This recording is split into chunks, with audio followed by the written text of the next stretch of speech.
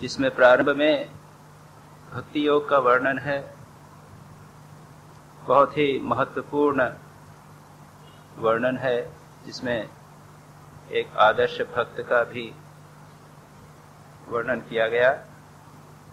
और उसके बाद में संबंध में कहते हैं किसी न किसी प्रकार से भजन के माध्यम से, स्वाध्याय के माध्यम से, संतों की जीवनी के माध्यम से, रामचरितमानस इत्यादि जो शास्त्रों को माध्यम से किसी न किसी प्रकार से भगवान में मन लगाइए और देखेंगे कि भगवान में रुचि आने लग जाएगी, रस आने लग जाएगा और संसार से हम अलग होने लग जाएंगे। यहाँ पर बहुत महत्वपूर्ण बात कही और उसके बाद में कुछ सावधानी बरतने की बात कही गई कि हमारे मन में काम की वासना बहुत प्रबल होती है। उससे बचने के लिए ऐसे संग से दूर रहना चाहिए कि जिसमें कामना की उत्पत्ति हो।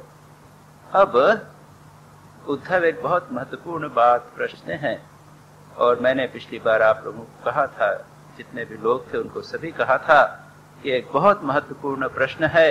और उसके बाद में नटशेल, एक कैप्सूल, छोटा सा कैप्सूल नटशेल में सारे ध्यान का एसेंस बता दिया गया। उद्धव उवाच, उद्धव कहते हैं यथा तम अरविंदाक्ष यादृशं वा यदात्मकम् ध्यायेत् मुमुक्षुरे तन्मे ध्यानम त्वाम्यमक्तुमर्हसि। हे अरविंदाक्ष, हे कमल नेत्र, भगवान को संबोधन करते हुए कहा गया है कि अरविंद यानी कमल, हे जो आपके नेत्र जो कमल के समान हैं, आप सुंदर है कमल नेत्र, आप कृपा करके वक्तुमर्हसि, आप मुझे बताइए, मैं जानना चाहता हूं, आप मुझे क्या कहिए, बताइए। क्या बताइए? ध्यानम त्वम ध्यानम, आप मुझे ध्यान की पद्धति बताइए। कैसा ध्यान? कि मुमुक्षु यानी मुक्त होने वाला, हम सभी मुमुक्षु हैं, संसार चक्र से मुक्त होना चाहते। दो शब्द आते हैं, जिज्ञासु मुमुक्षु। जिज्ञासु जो ज्ञान प्राप्त करना चाहता है, और मुमुक्षु जो मोक्ष प्राप्त करना चाहता है। मोक्ष किससे? इस संसार चक्र से। ये बंधे हुए हैं हम, मुक्ति किससे चाहते हैं? कोई बंधन होगा उसी से। तो ये संसार का बंधन है, हम इसमें बंधे हुए हैं। इस बंधन से जो मुक्ति चाहते हैं उनके लिए आप बताइए कि किस रूप से, किस प्रकार से, किस भाव से ध्यान करना चाहिए। यादृशम कैसा, यदात्मकम यानी किस रूप का, स्वरूप उस ध्यान का क्या होना चाहिए, किस प्रकार से वह ध्यान करे। ध्यायेत त्वम ध्यायेत, आपका ध्यान, भगवान का ध्यान मुमुक्षु किस प्रकार से करे, यह आप मुझे बताइए।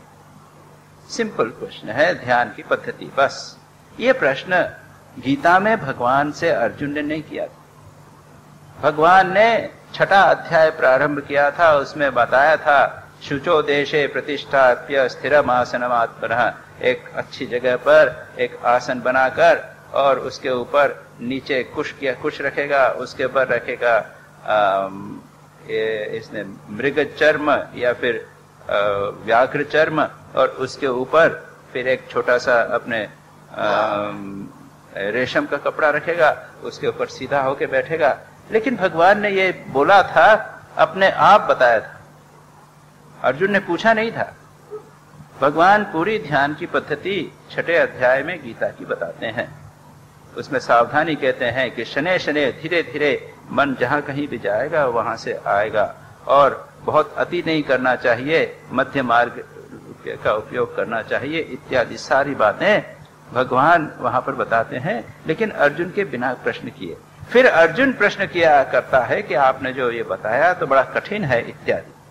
लेकिन यहाँ पर उद्धव भगवान से स्पष्ट प्रश्न करते हैं कि कैसे ध्यान करना, ये मुझे बताइए। और इसके बाद में यहां से लेकर 32 से लेकर 46वें श्लोक तक, यानी 15 श्लोक में भगवान एसेंस ऑफ मेडिटेशन बताते हैं। जिन लोगों ने गाइडेड मेडिटेशन की क्लासेस जो मैं लेता था, उसको आप लोगों ने अटेंड की है, वे जानते हैं कि मैं कुछ स्टेप्स बताया करता था। और जब आप इसको पढ़ेंगे तो आप देखेंगे कि मैंने बहुत सारी स्टेप्स जैसे यहां दी हैं, वो कि वही मैंने आपको बताया। इसमें इसको हम 2-3 भागों में डिवाइड कर सकते हैं। पहला है, आपको मैं पहले ही बिना स्टार्ट कर रहे हैं उसको बताएंगे। पहला है आसन और प्राणायाम। शुरू में कुछ श्लोकों में आएगा आसन प्राणायाम, उसके बाद में आएगा प्रणव का मंत्र का जप, उसके बाद में हृदय कमल की कल्पना, हृदय में एक कमल की कल्पना, उसके बाद उस कमल में भगवान को बिठाना, भगवान के रूप की कल्पना, और आगे की स्टेप में भगवान का रूप विलीन करके निराकार की साधना और उसमें अपनी आत्मा को विलीन कर देना। इन शॉर्ट ये कुछ स्टेप्स हैं जो हम यहां पर देखेंगे। तो भगवान क्या कहते हैं? सम आसन आसीनः समकायो यथा सुखम हस्तावुत्संग आधाय स्वनासाग्र कृते क्षणः। अब जो लोग ध्यान करते हैं, जो ध्यान करना चाहते हैं, ये ध्यान सावधानी से सब स्टेप्स को समझने का प्रयत्न करें। ये बहुत इंपॉर्टेंट चैप्टर है। अगर आप ध्यान जानना चाहते हैं तो पूरा डिटेल में संक्षेप में बता दिया गया है। मैं इसको प्रत्येक स्टेप को समझाकर बताने का प्रयत्न करूंगा। सम आसन समय आसने आसीनः। सम आसन, जो सम आसन है, बहुत ऊंचा भी नहीं बहुत नीचा भी। अगर आप इतने ऊंचे बैठेंगे तो नीचे गिरने की डर है। अगर जमीन पे बिल्कुल नीचे बैठेंगे तो पानी आ गया, हवा आ गया, कीड़े मकोड़े आ गए, आपको डिस्टर्ब करेंगे। सम आसन, थोड़ा सा बहुत ऊंचा भी नहीं बहुत नीचा नहीं। सम आसन आसीनः, ऐसा उसके ऊपर बैठना। शुचो देश प्रतिष्ठाप्य स्थिरमासनम आत्मनः, भगवान गीता में कहते हैं। नात्यत्युष्णित न अति नीच, बहुत ऊंचा भी नहीं नीचा भी, ऐसा एक आसन। वहां पर जो भगवान ने कहा कुशासन, कुशासन को श्रेष्ठ माना गया है। कुश में कीड़े नहीं लगते, चींटियां कीड़े इत्यादि नहीं लगते। उसके ऊपर व्याघ्र चर्म अगर बिछा दी जाए या हिरण का चर्म बिछा दिया जाए तो इससे भी चर्म के उस चर्म में भी कीड़े इत्यादि नहीं लगते। उसके ऊपर एक रेशम का कपड़ा इसलिए बिछाते हैं कि आपके पैर में न लगे। खैर वो जमाना चला गया। हम लोग कोई एक कुशन ले लीजिए, छोटा सा पीस ऑफ कारपेट, उसके ऊपर आप बैठ गए, या हल्का सा बहुत स्पॉन्जी गद्दा नहीं होना चाहिए। यदि अगर स्पॉन्ज लेंगे या एक आज का डंडप लेंगे तो वो गर्म हो जाता है। One has to be careful about it. वो थोड़ा सा बहुत नरम नहीं होना चाहिए, फर्म होना चाहिए। ठीक है। उसके बाद कहते हैं समकायः यथा सुखम, काया को सीधी रखना है। और जैसा कहते हैं गर्दन, सिर, गर्दन और पीठ एक लाइन में। समकाय, समकाय हमारा शरीर न ऐसे झुके हुए नहीं, आगे झुके हुए भी नहीं, पीछे झुके हुए नहीं, टेढ़े झुके हुए नहीं, इसको बोलते हैं समाका। समकायः यथा सुखम, सुखपूर्वक बैठना। पातंजल योग सूत्र में कहा गया है स्थिर सुखम आसनम। आसन की डेफिनेशन कहते हुए कहा है कि स्थिर, स्टेबल। उसके बाद में सुखम, उससे कष्ट नहीं होना चाहिए। बैठ रहे हैं, कई बार कंप्लेन होती है, आप लोग आके हमसे कहते हैं कि स्वामी जी बैठते हैं तो पैर में दर्द होने लग जाता है, झुंझुनी आने लग जाती है, पीठ में दर्द होने लग जाता है। तब कहते हैं भाई कुर्सी पे बैठो, थोड़ा सा एक कुशन लगा दो अपने पुट्ठे के नीचे, एक बटक्स के नीचे, एक 2 इंच का एक कुशन लेकर उसके ऊपर बैठो किसी प्रकार से, सो दैट आपको कष्ट न हो। प्रारंभ में सबसे बड़ी डिफिकल्टी होती है, आसन में हम बैठ नहीं पाते, हम लोगों का अभ्यास नहीं। और आज के जमाने में तो टेबल कुर्सी पे बैठने का अभ्यास हो गया, खाना खाने का अभ्यास टेबल कुर्सी पे हो गया, इसलिए नीचे बैठना ही नहीं हो पाता। तो सबसे पहली लाइन में जो चीज है वो सबसे बड़ी डिफिकल्टी की चीज है।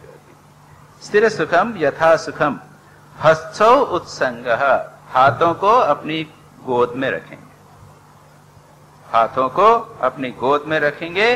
और नासाग्र, स्वनासाग्र एक क्षणम, अपने नाक के नासाग्र के ऊपर अपनी दृष्टि लगाई। आप लोग अगर स्वामी विवेकानंद का जिस चित्र को हमने श्राइन में लगा रखा है, ये जो चित्र है स्वामी विवेकानंद का, इसको भी अगर आप ध्यान से देखेंगे तो स्वामी विवेकानंद की दृष्टि यहाँ पर लगी है। और स्वामी विवेकानंद इसका एक्सप्लेनेशन देते हुए कहते हैं कि आप अगर ऑप्टिक नर्व यानी जो आंख है, आंख की जो नर्व है, इनकी जो आंख को जो कंट्रोल करने वाली मसल्स हैं, इनको अगर आप कंट्रोल कर लेवें तो मन को कंट्रोल करना आसान होता है। कुछ लोग कहते हैं कि यहां पर लगाइए भ्रूमध्य के भीतर, तो आंखों को इस प्रकार से करके भ्रूमध्य में लगाइए या फिर नासाग्र में लगाइए, इससे हमारे मन को कंट्रोल करना आसान होता है। तो यहां पर ये एक इंपॉर्टेंट बात कही गई, ये पहला स्टेप है शरीर को साधना। सीधे बैठना है, आसन में बैठना है और ऐसा बैठना है कि हमें किसी प्रकार से कष्ट न होवे। दोनों हाथों को अपनी गोद में रखना है और नासाग्र पर या फिर भ्रूमध्य में अपने नेत्रों को कॉन्सेंट्रेट करना। We begin with controlling the body. शरीर को सबसे पहले साधना बहुत महत्व है। स्वामी विवेकानंद से किसी ने पूछा कि ध्यान कहाँ करना, बाहर कर, हृदय में करना या बाहर करना? तो स्वामी विवेकानंद ने कहा, अरे पहले सीख बैठना तो सीखो। जब तक शरीर स्थिर नहीं होगा तब तक मन स्थिर नहीं होगा। तो इसलिए ये सबसे पहली बात कही है पहले श्लोक में, 32वें श्लोक में। शरीर के संबंध में 3-4 इंपॉर्टेंट इंस्ट्रक्शंस दी गई हैं। आसन, स्थिर बैठेंगे, हाथों को गोद में रखेंगे और यहां पर या भ्रूमध्य में या फिर नासाग्र पर आंखें को गढ़ाएंगे। अब प्राणस्य शोधयेत मार्गम पूरकुंभकरे चकैः विपर्येणापि शनैरभ्येत् निर्जितेन अभ्यसेत निर्जितेन्द्रियः। क्या कहते हैं? अब उसके बाद में प्राण के मार्ग का शोधन करें। प्राण मार्ग, प्राण यानी क्या? Vital force. हम कहते हैं प्राण के कौन से मार्ग हैं? 3 मार्ग हैं, जिसे हम कहते हैं रेचक, पूरक, कुंभक। ईड़ा पिंगला, आपने नाम सुना होगा, ईड़ा पिंगला, ये 2 और बीच में है सुषुम्ना। ये 3 मार्ग हैं जिसके माध्यम से प्राण का संचार होता है। तो यहां कहा गया है कि इन तीनों मार्गों को साफ करो।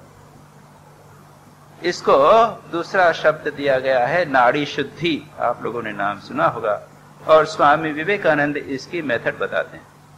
प्रारंभ अगर यह कर लिया जाए तो ध्यान करने में सहायता होती है। नाड़ी शुद्धि क्या है? एक नाक से सांस अंदर लेना, दूसरी नाक से सांस निकालना। एक नाक से बंद करना, इधर से निकालना, लेना, उसके बाद में ये खोल के उसके बाद इधर से निकाल देना। इसको बोलते हैं, जो अंदर लेना है इसको कहते हैं पूरक, और जो हवा निकाली जाती है इसको कहते हैं रेचक, और जब बंद कर दिया जाता है उसको कहते हैं कुंभक। ये 3 होते हैं प्राणायाम के अंग। और प्राण को थोड़ा सा समझ लेना चाहिए कि प्राण का कंट्रोल क्यों महत्व का है। याद रखिए, ये प्राणमय कोश वेदांत की दृष्टि से पहले समझ लेवे, उसके बाद में मैं मॉडर्न फिजियोलॉजी की दृष्टि से बताने का प्रयत्न करूंगा।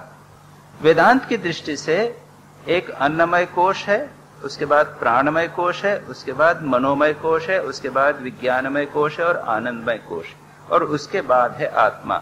ये 5 कोश हैं, यानी हमारी आत्मा के ऊपर 5 लेयर्स हैं, 5 कवरिंग्स हैं।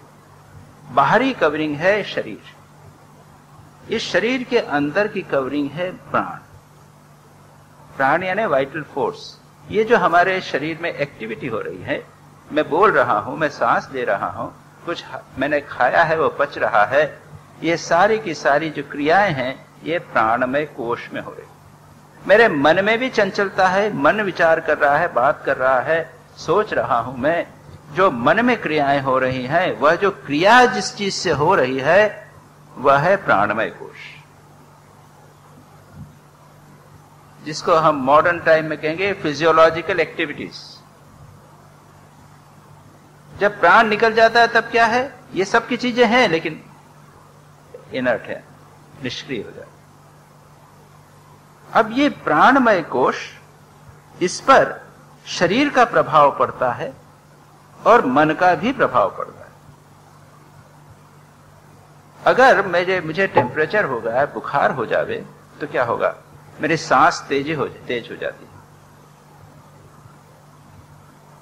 अगर मैं बहुत चलूं, शरीर में अगर बहुत कष्ट होवे, कहीं पर दर्द पीड़ा होवे, तो मेरी सांस तेज हो जाएगी। अगर मैं चिंतित हूं, अगर मन में मेरा चिंतन होगा, मन में अगर एंग्जाइटी हो, मेरे चिंता हो, विषाद हो, घबराहट हो, तो उसका प्रभाव क्या होगा। उसमें भी हम देखते हैं कई बार सांस जो है वो लंबा लंबा सांस लेने लग जाते हैं, इरेगुलर सांस हो जाता है। तात्पर्य यह है कि मनोमय कोश का प्रभाव प्राणमय कोश पर पड़ता है और शरीर का यानी जो फिजिकल अन्नमय कोश है, इसका भी प्रभाव प्राणमय कोश पर पड़ता है। कॉन्वर्सली, उसके विपरीत, अगर हम प्राण को संयत कर लेवें, प्राणमय कोश को अगर संयत कर लें, तो शरीर भी संयत हो जाएगा और मन भी संयत हो जाएगा। यह है प्रिंसिपल प्राणमय कोश को संयत करने। इसलिए यहां पर कहा गया, पहले शरीर को रेगुलेट कीजिए, उसके बाद सांस को रेगुलेट करिए। और जिन लोगों का सांस संयत होता है, उनके लिए भी मन को कंट्रोल करना, ध्यान करना आसान हो जाता है। इसलिए शरीर बैठ गए, उसके बाद में भगवान कहते हैं कि प्राण के मार्ग को का शोधन करो, प्यूरिफाई इट, रेचक पूरक कुंभक से।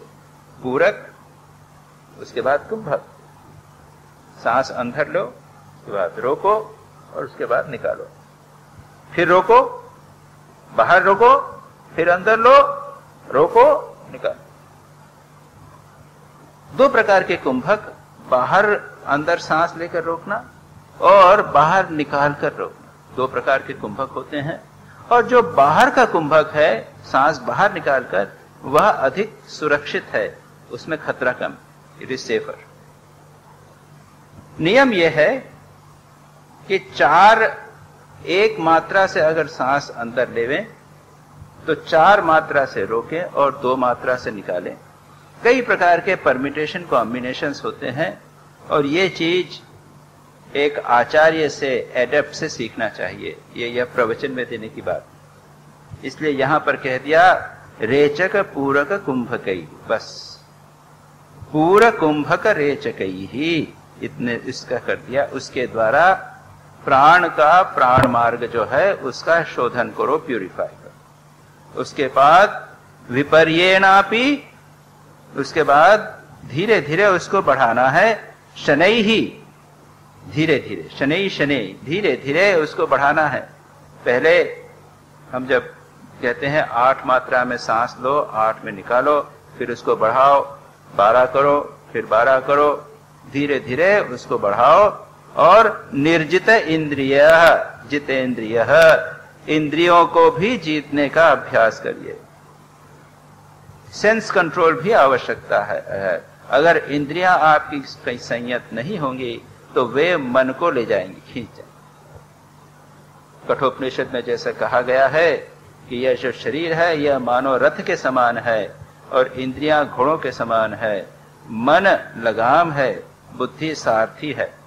अगर इंद्रियां रूपी घोड़े संयत नहीं होंगे तो क्या होगा, और लगाम से आप मन द्वारा इंद्रियों को कंट्रोल नहीं करेंगे तो क्या होगा। जिस प्रकार से एक रथ, उसके घोड़े चंचल हो, लगाम नहीं हो तो जो एक्सीडेंट हो जाता है, उसी प्रकार से हमारे जीवन में एक्सीडेंट हो जाता है। और संसार में हम देखते हैं ये एक्सीडेंट होते हैं। इंद्रियां जो हैं वो खींच के ले जाती हैं, जबकि मन के द्वारा इंद्रियों को कंट्रोल करना चाहिए, उसके बदले उल्टा होता है, इंद्रियां जो है वो मन को खींच के ले जाती।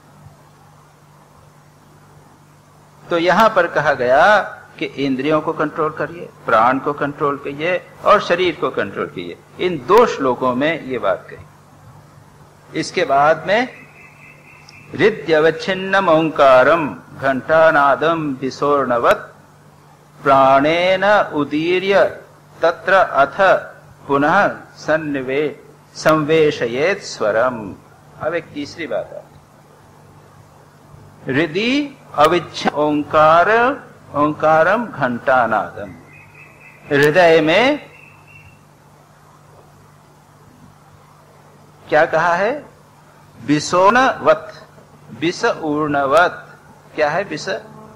विष कहते हैं कमल की नाल। जो कमल आपने देखा है, और उसके अंदर जो उसका जो स्टॉक होता है कमल का, उसको अगर आप तोड़ेंगे तो उसमें ऊर्ण होता है। ऊर्ण यानी क्या? ऊर्ण नाभि किसको कहते हैं? मकड़ी को, जो थ्रेड निकलता है। अगर आप कमल की नाल को तोड़ेंगे और उसको तोड़ेंगे तो क्या होगा? उसमें थोड़ा सा स्टिकी चीज होती है। उसको अगर आप खींचे तो क्या होगा? वो थ्रेड खींचता चला जाएगा, खींचता चला जाएगा।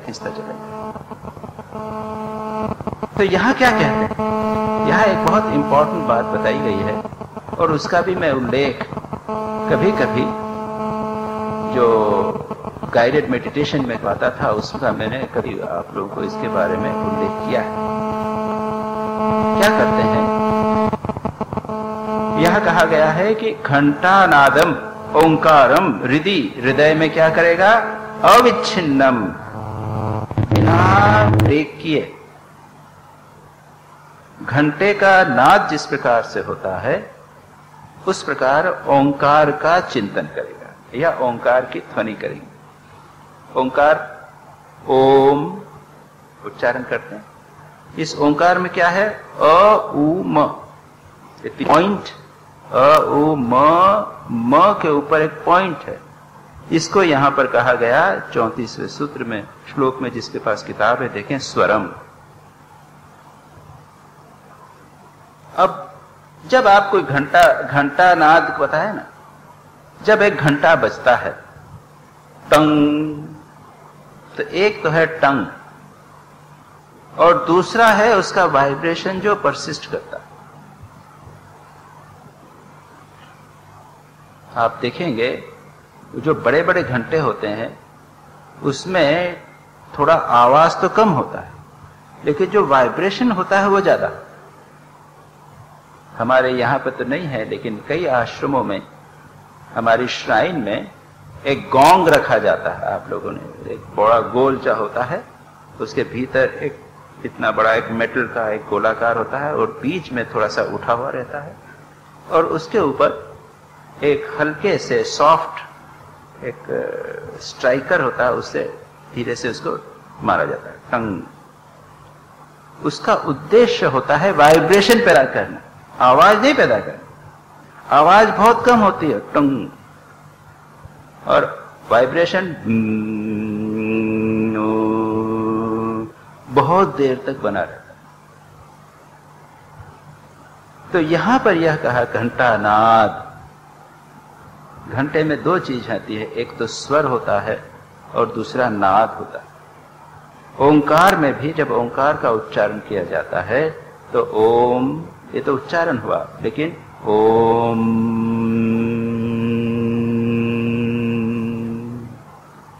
यह हुआ स्वर। तो इसमें जो महत्वपूर्ण बात है ध्यान में, इस स्वर को पैदा करना, जिस प्रकार घंटा नाद में नाद होता है, और उसको बनाए रखना। और उसके साथ कहा है प्राणेन उदीर्य, प्राण के साथ उसको जोड़ना। कैसे?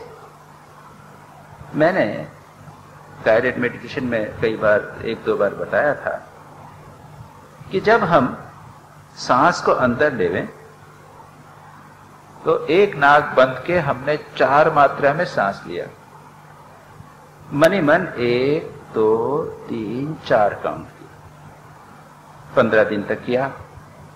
उसके बाद में 15 दिन बाद में 8 मात्रा किया, यानी जितनी देर में सांस लिया था उससे दुगनी मात्रा में, दुगने समय में सांस लिया। अब जितना मैंने एक समय में, सपोज 5 मिनट में मैं सांस लेता था, उसी सांस को जब मैं 10 मिनट में लूंगा, 5 सेकंड में जो लेता था उसको अब 10 सेकंड में लूंगा, तो वो सांस पतला हो गया कि नहीं? इसको हम कहेंगे पतला हुआ ना। यानी धीरे धीरे सांस ले रहे हैं, खींचते चले जा रहे हैं। जैसे एक रुई को लीजिए, रुई को आप पतला करके धीरे धीरे खींचिए, तो पहले मोटी रुई थी, अब अगर पतला करके आप खींचते जाएंगे तो रुई जो है वो पतली होती चली गई। जब ऐसी स्थिति आई कि केवल एक फाइबर रहेगा, केवल एक रेशा रहे, तब वो कितना लंबा हो गया। उस रुई को आप मोटा रखेंगे तो इतनी लंबी एक सूत बनेगा, लेकिन उसको और लंबा करेंगे तो बहुत लंबा बनेगा। ये क्या हो गया? इसी का संकेत किया है विसोर्णवत। कमल की नाल को तोड़कर जब हम खींचेंगे तो भीतर से जो फाइबर निकलेगा, जो रेशा निकलेगा, उसको आप खींचते चले जाइए, खींचते चले जाइए, खींचते चले जाइए, वो पतला होता चला जाएगा, लंबा होता चलेगा। उसी प्रकार से सांस को 4 मात्रा में लेंगे, 4 सेकंड में लेंगे, उसके बाद 8 सेकंड में लेंगे, उसके बाद 14 सेकंड में लेंगे, 12 सेकंड में, उसके बाद में 24 सेकंड में। अगर आप बढ़ाते चले जाएं तो सांस और पतला होता चला जाएगा। और उसके साथ में ओम को भी लंबा करते जाए। सांस भीतर खींचा जा रहा है और हृदय में ओम, उसको भी प्रोलॉन्ग किया जाए। इस प्रकार करने से यह जो प्राण है बहुत अच्छी तरह संयत होता है। और जो लोग ऐसा कर सकते हैं उनके लिए ध्यान में लंबे समय तक बैठना आसान है। मॉडर्न फिजियोलॉजी की दृष्टि से इस प्रकार करने से जो ऑटोनॉमिक नर्वस सिस्टम है वो बहुत आसानी से कंट्रोल हो जाती है, क्योंकि यह हमारे सांस के फेफड़े के साथ में हम ऐसा उसको फेफड़े को संयत करके सांस ले रहे हैं, उसको रोक कर सांस ले।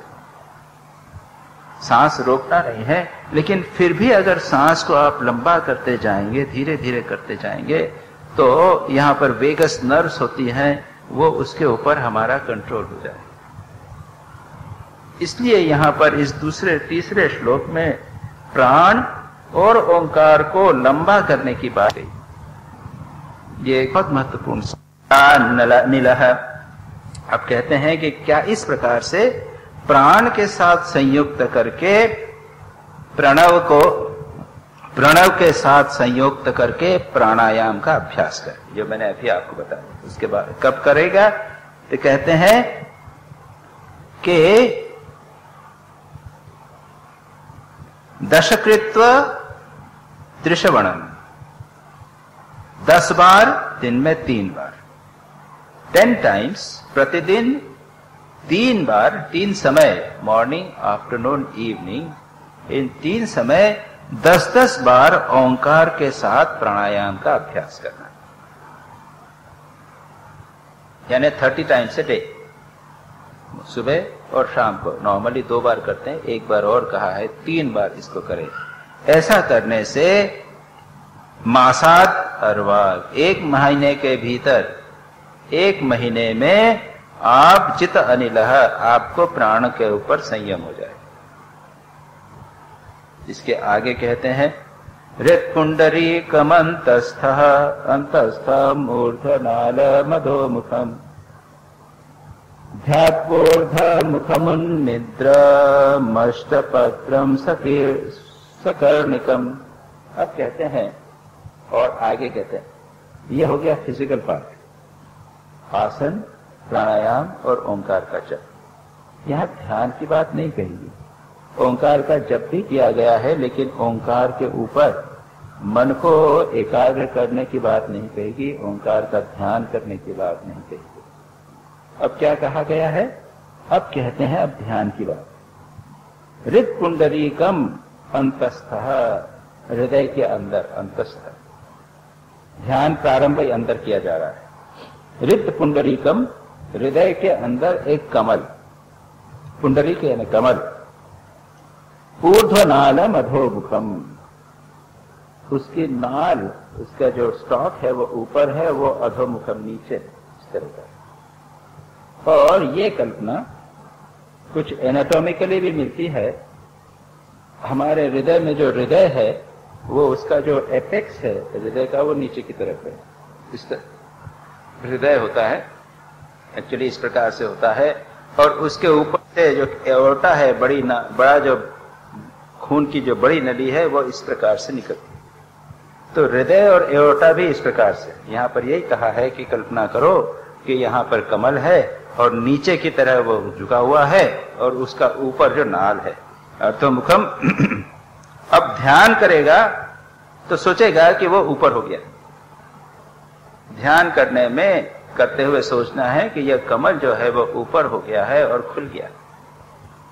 आप लोग देखेंगे कि अगर आप कभी किस सरोवर में जाएं जहां पर बहुत सारे कमल होंगे, तो वहां पर देखेंगे कि कभी कभी तो कलियां वैसी रहती हैं, सीधी रहती हैं, कभी ऐसी रहती हैं, जब लेकिन खुलती हैं तो पूरी खुल जाती है। ये एक्चुअली सरोवर में जाके देखने पर यह बात स्पष्ट हो जाती है। तो वहां पर अधो नाला अधोमुखम ऊर्ध्वमुखम उन्निद्रम अष्टपत्रम सकर्णिकम, और यह कल्पना कीजिए कि वह 8 पंखुड़ी वाला कमल, 8 पंखुड़ी वाला कमल है। ये भी मैंने आप लोगों को बताया था। 8 पंखुड़ी वाला कमल है और उसके भीतर एक कर्णिका है, पेरिकार्प जिसे कहते हैं।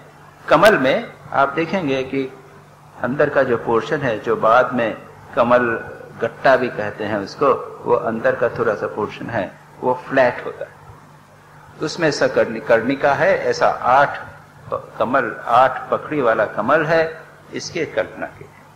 उसके बाद कहते हैं कर्णिकायाम नसेत सूर्य सोमाग्नि मुत्तरोत्तरम।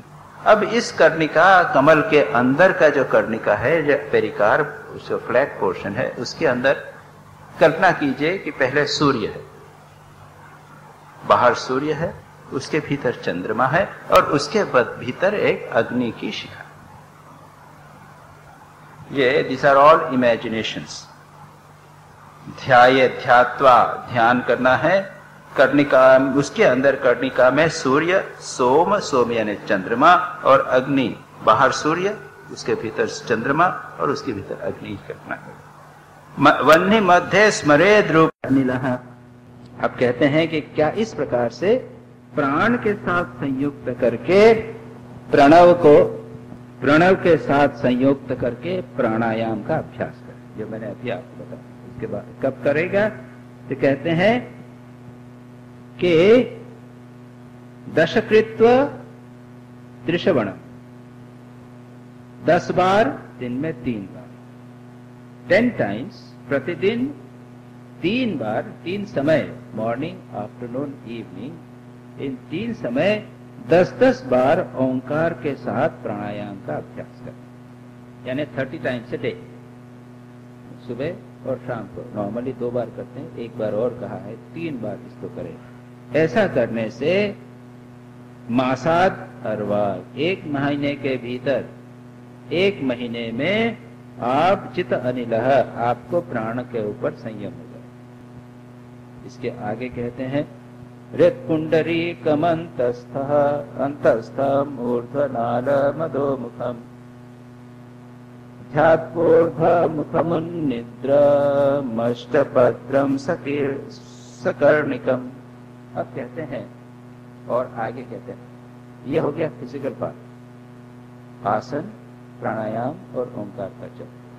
यहाँ ध्यान की बात नहीं कही, ओंकार का जप भी किया गया है, लेकिन ओंकार के ऊपर मन को एकाग्र करने की बात नहीं कहेगी, ओंकार का ध्यान करने की बात नहीं कहेगी। अब क्या कहा गया है? अब कहते हैं अब ध्यान की बात। हृत्पुंडरीकम अंतस्थः, हृदय के अंदर, अंतस्थ। ध्यान प्रारंभ ही अंदर किया जा रहा है। हृत्पुंडरीकम, हृदय के अंदर एक कमल, पुंडरीक यानी कमल, ऊर्ध्वनालम अधोमुखम, उसकी नाल, उसका जो स्टॉक है वो ऊपर है, वो अधोमुखम नीचे, इस तरह का। और ये कल्पना कुछ एनाटॉमिकली भी मिलती है। हमारे हृदय में जो हृदय है वो उसका जो एपेक्स है हृदय का वो नीचे की तरफ है, इस तरह हृदय होता है, एक्चुअली इस प्रकार से होता है। और उसके ऊपर से जो एओर्टा है, बड़ा जो खून की जो बड़ी नदी है वो इस प्रकार से निकलती है। तो हृदय और एओर्टा भी इस प्रकार से, यहाँ पर यही कहा है कि कल्पना करो कि यहाँ पर कमल है और नीचे की तरह वो झुका हुआ है और उसका ऊपर जो नाल है अधोमुखम। अब ध्यान करेगा तो सोचेगा कि वो ऊपर हो गया।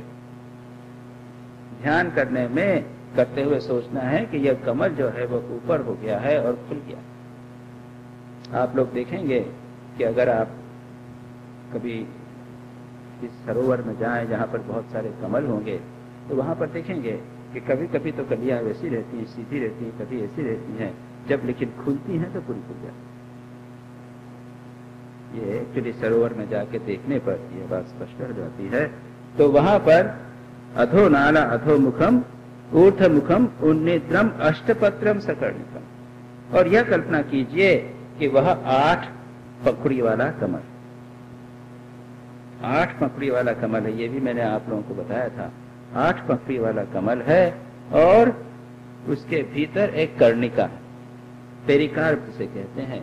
कमल में आप देखेंगे कि अंदर का जो पोर्शन है, जो बाद में कमल गट्टा भी कहते हैं उसको, वो अंदर का थोड़ा सा पोर्शन है वो फ्लैट होता है, उसमें कर्णिका है। ऐसा 8 कमल, 8 पकड़ी वाला कमल है, इसकी कल्पना की। उसके बाद कहते हैं कर्णिकायाम नसेत सूर्य सोमाग्नि मुत्तरोत्तरम।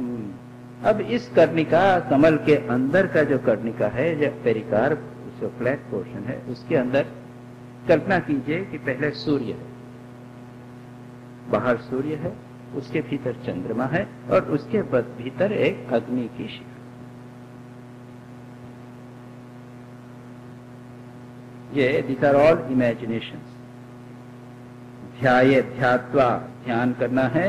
कर्णिका, उसके अंदर कर्णिका में सूर्य, सोम यानी चंद्रमा, और अग्नि, बाहर सूर्य, उसके भीतर चंद्रमा और उसके भीतर अग्नि करना है। वन्नी मध्य स्मरेद रूपम ममेतद ध्यान मंत्र, और उस भीतर जो अग्नि है, अग्नि की जो शिखा है, उसमें मेरा ध्यान करे। अब भगवान का ध्यान की बात है। ये क्या किया है? यहां तक तो भगवान के लिए हमने एक आसन तैयार किया।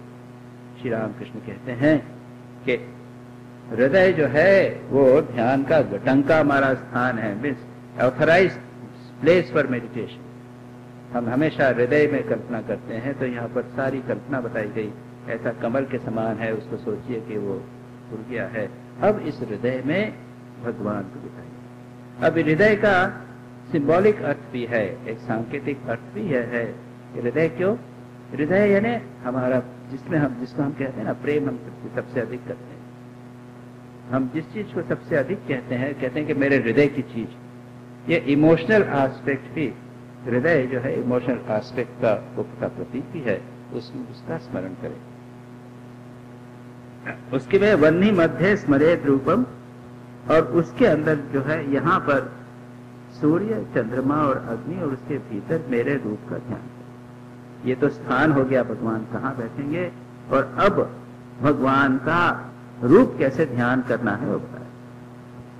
सुचारु सुंदर ग्रीव समम शांतम समम प्रशांतम सुमुखम दीर्घचारु चतुर्भुजम सुचारु सुंदर ग्रीवम सुकपोलम शुचिस्मितम समान कर्ण विन्यस्त स्फुरत मकर कुंडलम हेमांबरम घनश्यामम श्रीवत्स श्रीनिकेतनम शंख चक्र गदा पद्म वनमाला विभूषितम निपुरै विलसत् पादम कौस्तुभ प्रभयायुतम द्युमत् किरीट कटक कटिसूत्रांगदायुतम सर्वांग सुंदरम हृद्यम प्रसाद सुमुखे क्षणम सुकुमारम अभिध्यायेत सर्वांगेषु मनोदधत। इसके बाद में बहुत लंबा वर्णन है भगवान के रूप का। उस छोटी से स्थान में पूरे भगवान के चतुर्भुज रूप का ध्यान कर। अब इसके पीछे आप कहेंगे कि इतना डिटेल करने का उद्देश्य क्या है? देखिए, हमारा मन चंचल और हमारा मन भागने का प्रयत्न करता है, नाना चीजों का ध्यान करने का, नाना चीजों को सोचता रहता है। इसलिए अगर सोचना ही है तो भगवान के अंग प्रत्यंगों का चिंतन करें, यही उसका प्रिंसिपल है। आगे आएगा, धीरे धीरे इस सारे रूप का विलीन करने, आकाश में विलीन कर दिया जाए। लेकिन अभी यह संभव नहीं, इसलिए क्या कहा गया, उसके अंदर क्या कहेंगे,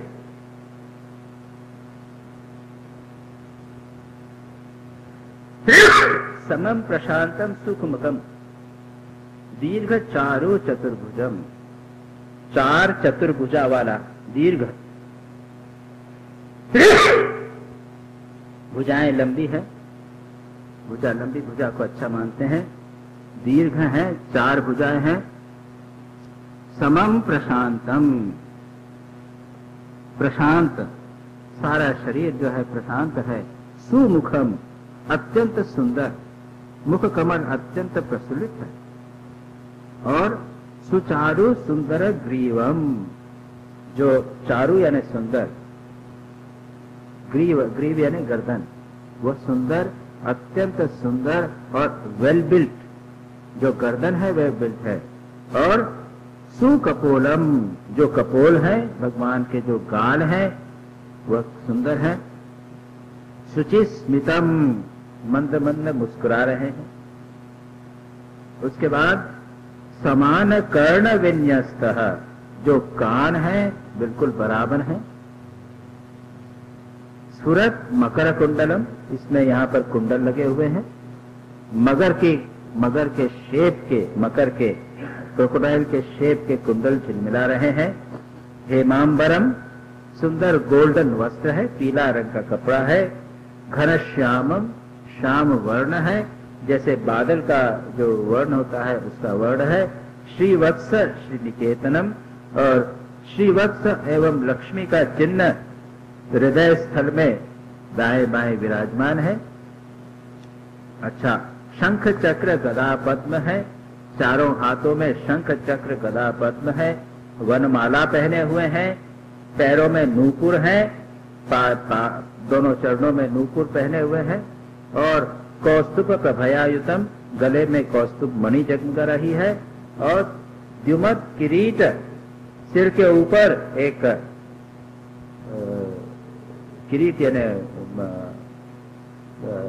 क्या कहते हैं, डायडम, एक वो पे लगा हुआ है। कंगन है, करघनी है, बाजूबंद है, कमर में करघनी है, ये सब है। और सर्वांग सुंदरम, प्रत्येक अंग अत्यंत सुंदर है। और हृदयम, हृदय को आकर्षित करने वाला है। प्रसाद सुमुखे क्षणम, और सुंदर मुख देखने में बड़ा अच्छा लगता है। और सुकुमारम अधिध्यायेत सर्वांगोषु मनोधदत, सुंदर, और कहते हैं कि ऐसे सुकुमार रूप को, बड़ा सुंदर रूप है। सुकुमार यानी बूढ़ा नहीं, यूथ में सुकुमार, एडोलेसेंट एज का समझ लीजिए। जैसे यंग लड़का स्टूडेंट होता है 18 बरस का, 16 बरस का, इस प्रकार का सुकुमार रूप ध्यान करना चाहिए। और सर्वांगेषु मनोधदत, मन को एक एक, सर्व अंगेषु, एक एक अंग में लगाकर ध्यान करना। जैसे मैंने कहा, उद्देश्य क्या है, पहले आप भगवान की भुजाओं का ध्यान कीजिए। एक में हाथ में शंख है, दूसरे में गदा है, एक में चक्र है, उसमें पद्म है। किरीट का ध्यान कीजिए, उनके आंखों का, कपोल का, जो जो वर्णन किया है, एक एक अंग का ध्यान। क्यों? मन भागना चाहता, मन कहीं भागना चाहता, बाहर निकलना चाहता। उसके बदले मन को कहा कि भाई तुम पहले भगवान के जो मुकुट है उसको ध्यान करो, उसके बाद नेत्र का ध्यान करो, उसके बाद कपोल का ध्यान करो, यहाँ पर उनके जो कान हैं बड़े अच्छे हैं, इसके अंदर मकर के कुंडल लगे हुए हैं, अब गले में आओ, गले में कौस्तुभ मणि है, वनमाला पहने हुए हैं, उनका रंग जो है श्याम वर्ण का है, तो मन को इसमें आप लगा रहे। याद रखिए, इसके पीछे आपकी सबकॉन्शियस भावना बनी रहेगी, अचेतन मन में यह भान बना रहेगा कि ये भगवान के अंग। किसी सुंदर दूसरे पुरुष का अंग नहीं है। जिस प्रकार स्त्रियां, कोई एक युवती अपने पति का ध्यान करे या पति अपने पत्नी का अंगों का ध्यान करे, या एक प्रिय व्यक्ति है अपनी प्रियतमा का ध्यान करे तो उसके सुंदर अंगों का ध्यान करता है, लेकिन उसमें कॉन्शियसनेस बनी रहती है कि यह एक युवती है या एक युवक है। यहाँ पर हमारे मन में चेतना बनी रहेगी कि ये भले ही हम सुंदर अंगों का ध्यान कर रहे हैं, भले ही ये स्थूल रूप का ध्यान कर रहे हैं, लेकिन इसके पीछे चेतना बनी रहती है कि ये भगवान। ये महत्व की बात। हमारा मन चाहता है रूप, सुंदर रूप, तो दीजिए ना, सुंदर रूप दे दिया, लो इतना सुंदर रूप, इतना सुंदर रंग है, इतना सुकोमल शरीर है, बड़ा सुंदर है, लो ना। मन चला जाएगा, बड़ा अच्छा है, आहा कितना अच्छा कौस्तुभ मणि है, कैसी मालाएं हैं, वनमाला कितनी बढ़िया पहनी है, वाह वाह। उसको और भी बढ़िया, उसको सोने का करघनी है, ये है, सब है, लेकिन कॉन्शियसनेस बनी है, चेतना मन में बनी हुई है कि ये भगवान की। दैट इज, ये है महत्वपूर्ण बात। किसी न किसी प्रकार से मन में भगवान का ध्यान लेना। मन स्थूल है, अभी ग्रॉस है, वो जड़ है, वो रूप चाहता है, ग्रॉस चीज चाहता है, तो दे दो है सो ग्रॉस चीज। और कहा गया कि एक एक अंग का ध्यान करे, इधर उधर भागने नहीं देगा, एक के बाद एक अंग को जाएगा, जैसा वर्णन किया है उसके बाद नूपुर को जाएगा, करघनी पे ध्यान करेगा, उसके बाद किरीट पर ध्यान करेगा, कौस्तुभ मणि पर ध्यान करेगा, एक के बाद एक करता है। उसके बाद कहते हैं इंद्रियाणि इंद्रियार्थेभ्यो मनसा आकृष्य तन्मनः बुद्ध्या सार्थिना धीरः प्रणयेत मयि सर्वतः।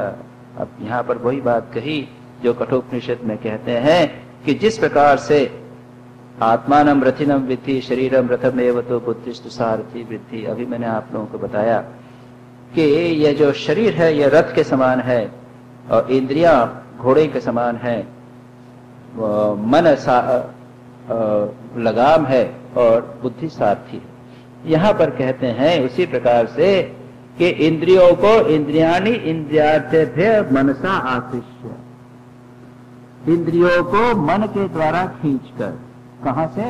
इंद्रियों के विषय में जो मन जा रहा है उससे खींचकर क्या करेगा? बुद्धिया सारथी, ये जो बुद्धि है वह सारथी है। बुद्धि निर्णय लेती है, मन को कहती है अरे तू उधर मत जा, मन भाग रहा है इंद्रियों के पीछे, अरे उधर मत जा, अरे मन तू इंद्रियों को, अपने इंद्रियों को खींच वहां से, मन विषयों को जा रहा है, बुद्धि ने ऑर्डर दिया मन उनको खींच, मन ने इंद्रियों को खींच लिया, इंद्रियों के विषय में मन नहीं जाएगा। और क्या कहा कि तो अब क्या करे? तन मनः मयि सर्वतः प्रणये, सब प्रकार से मुझ में लगा दे। और मन बुद्धि को सह लगे, मुझे ही, मुझ में ही लगा दे, किसी भी प्रकार से है, केवल भगवान में ही लगा दे। This the most important thing. सब तरफ से मन को लगा के इतना भगवान का रूप बता दिया, उसमें लगा दे। तत्सर्वव्यापकम चित्तम आकृष्य तत्र धारयेत्, नान्यानि चिंतयेत् भूयः सुस्मितम भावयेत् मुखम। अब क्या करें? देखिए अब आगे बढ़ रहे। तत्सर्वव्यापकम चित्तम, जब सारे शरीर का ध्यान हो जावे, सर्वव्यापकम चित्त जो है वो भगवान के सारे रूप में लग गया, सारे रूप का ध्यान करने में समर्थ हो गया, तब क्या कहते हैं कि अब इस चित्त को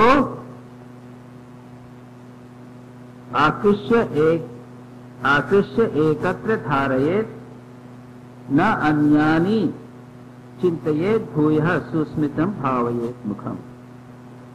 सब जगह से जब सारे शरीर में घूमता हुआ मन चारों तरफ घूम रहा है, सब अंगों को घूम रहा है, उसके बाद में अब एक स्थान में स्थित करे और अन्य अंगों का चिंतन न करके सुस्मितम मुखम भावये। उसके बाद भगवान का सुंदर जो सुस्मित थोड़ी सी मुस्कुराहट युक्त चेहरे का ध्यान। मन ट्रेन हो गया, भगवान के विभिन्न अंगों में ही घूमता है, अब उसको केवल भगवान के मुस्कुराते हुए चेहरे पर ही लगावे। इतनी साइंटिफिक मेथड बताई है ये।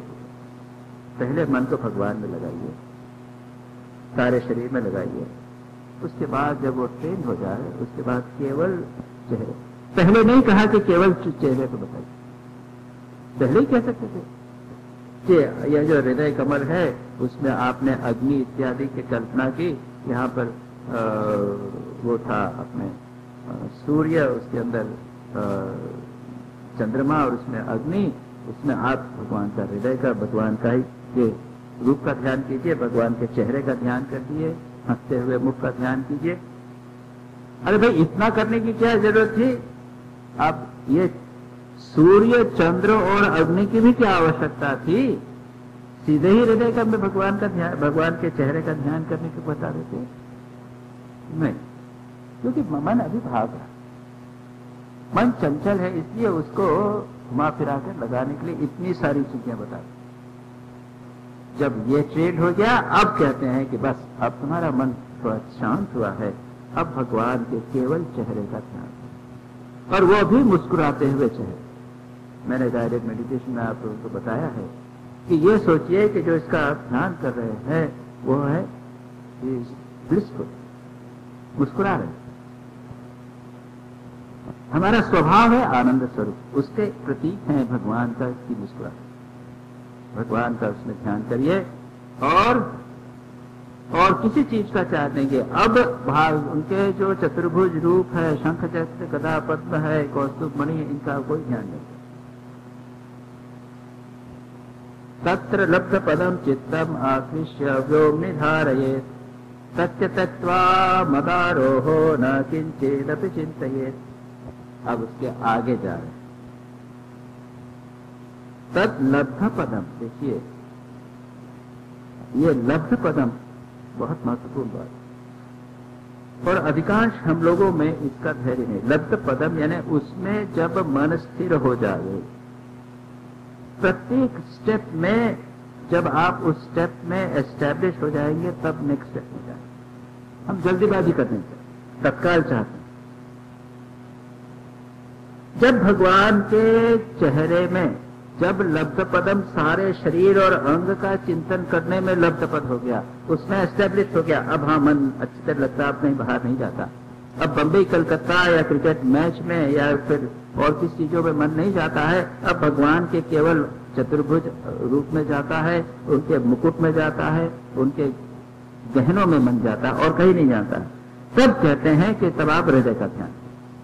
लब्ध पद यानी getting established in one particular meditation, one step, go to the next step.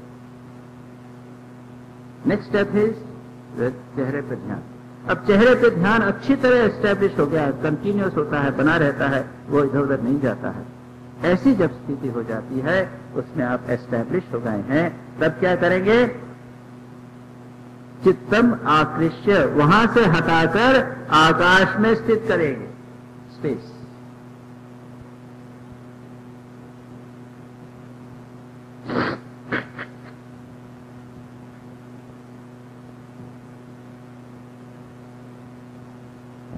उस चित्त को क्या मतलब हुआ? अभी तक हमारे हृदय में रूप था, भगवान का रूप दिखता, अब भगवान का रूप विलीन कर दीजिए, एम्प्टी स्पेस।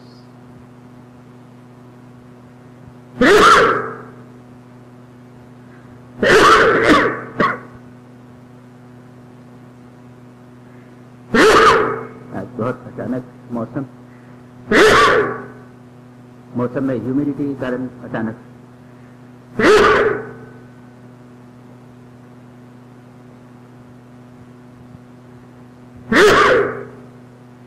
अब यही बंद करते हैं, वैसे समय तो हो गया है, बंद करने अगली बार उसको दे दीजिए। ये बहुत इंपॉर्टेंट, बहुत अच्छा, यानी एक छोटे से 15 श्लोकों में ध्यान की सारी प्रक्रिया को कंडेंस करके बता दिया। नारायणं नमस्कृत्य नरं चैव नरोत्तमम् देवीं सरस्वतीं व्यासं ततो जयमुदीरयेत्।